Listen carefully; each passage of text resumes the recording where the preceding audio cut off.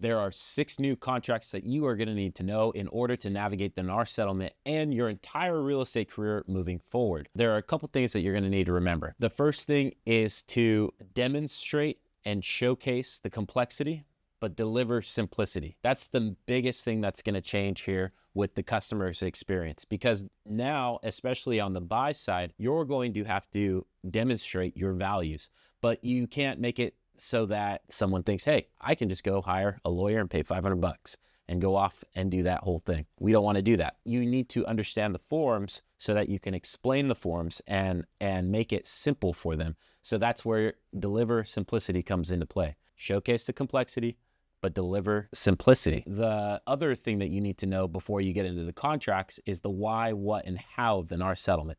So I'm going to explain that, and in future videos, I'm going to go over all 6 new documents that are going to be available to you guys as buyers and listing agents, because it's going to affect both you guys.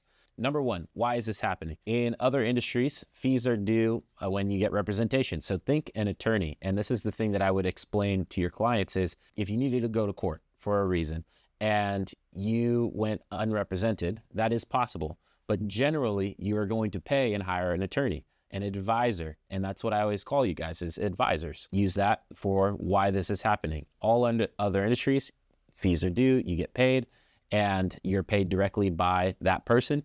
That's what's happening. What? So compensation verbiage is no longer available. That is what is happening. You're not going to see compensation verbiage in the MLS anymore, and you're going to have to be able to make calls to the listing agent, or you're going to have to be ready as the listing agent to take calls and provide information. You're also going to need to explain what's happening with your clients. Hey, do we want to accept commissions, or do we want to not accept commissions? What are the fees for this? What are your fees as the listing agent? What are your fees as the buyer's agent? Those are things that you're going to be thinking about with what is going on and how. You got to understand that the way we do real estate is going to change, and we're going to have to learn new forms. We're going to have to understand all the different scenarios that these forms are going to create. And we need to have a lot of warmth when explaining this. Like, hey, Mr. Client, let me walk you through buyer representation and what my fees include and entail. So you're going to have some really strong, unique value propositions, which we talk about. And just a quick shortcut for that one, negotiations obviously going to be your number 1 value add that you have here. Let's start with the OHNA form. That's the open house visitor form. So this is not any type of representation in any way. This is just an acknowledgement of you advising a client on the home. That's it. So you cannot force someone to sign this at your open houses. And if a buyer refuses to sign it, you can't enforce it. It's a perfect time to make them change their mind and understand the importance of representation. But at the end of the day, all you're doing with this form is allowing for you to advise them on information regarding the property. The next form is the little brother of the BRBC, which is the main contract. So it's called the PSRA. Property Showing and Representation Agreement. It's only good for 3 properties max, and you must list them. Let's say you met a buyer at an open house and they don't want to commit to this long-term contract signing a BRBC. Hey, Mr. Client, we're just going to check out a couple properties here. There's not a long-term agreement. I totally understand. It's a big commitment to sign something like that. So why don't we go 2 or 3 homes, try it out. It's kind of like a test drive of my services, and you can see what it's like. And if we like an offer on that, perfect, we can move forward with it.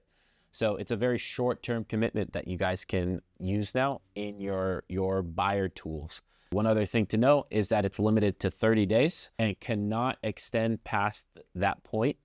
Otherwise, they must sign the BRBC or obviously be out of contract. So treat it exactly like a listing agreement that expires with no extension, and then you have no more listing. Same thing goes here. You have no more buyer representation. BRBC, we all know this one. It's the Buyer Broker Representation Agreement, and this is the big one. We're going to spend a lot more time on it, but just know that you need this in order to get paid. If this thing is not filled out, or the PSRA, which is that baby brother doc, is not filled out, you are not getting paid.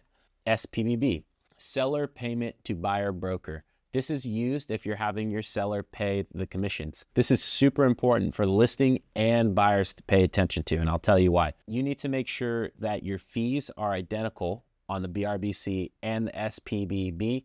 Otherwise, the seller is only required to pay the lesser listed fee on either document. You can, however, ask for less on the SPBB, which is the one that goes to the seller, than what you listed on your buyer broker agreement, but you can never ask for more. The big takeaway for that one is you always want to be looking out for that one on the list side. You want to be checking for that to make sure that you see what kind of compensation is going to be required. And on the buy side, you want to make sure that the listing agent is seeing that you are submitting an offer that requires the seller to pay some commission. So that is very, very important. So those are the three main documents that we're going to talk about.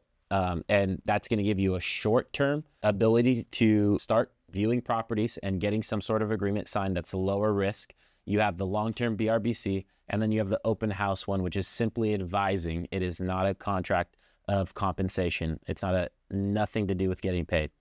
Now, when you're in the offer, once you get things signed, there's this thing called the MTBR, and that's used to update any terms. It's called the Modification of Terms Buyer Representation. That's what this document is. You need this anytime that there's a change in expiration, a change in compensation, or a change in the county or any other terms that have not been listed prior.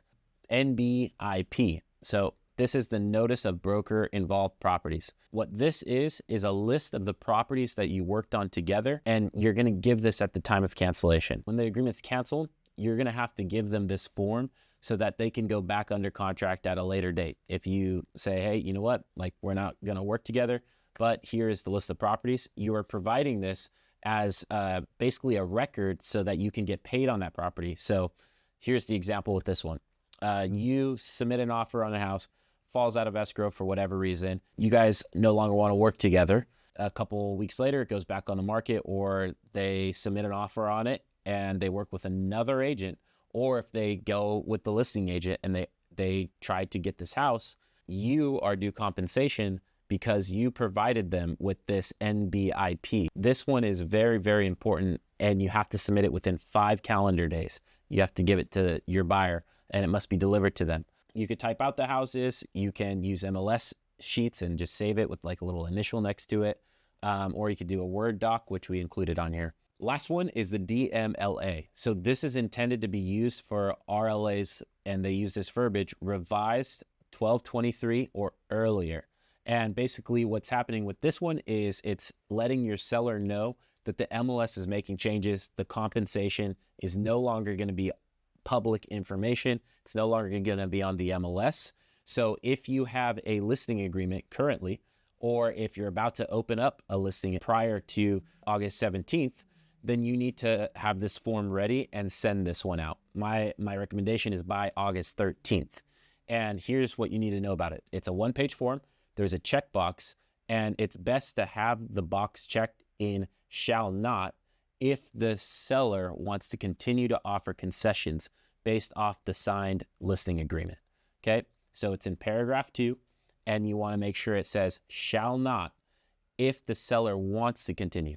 Now, if the seller does not want to offer concessions or compensation now because of the huge change, that's a discussion that you're going to have and educate your client on. So that's the documents. My goal for you is to have absolute confidence in the new contracts. So for more info, the role play scripts, printable client resources, and more, check out our NAR settlement resource link, and I'll see you soon.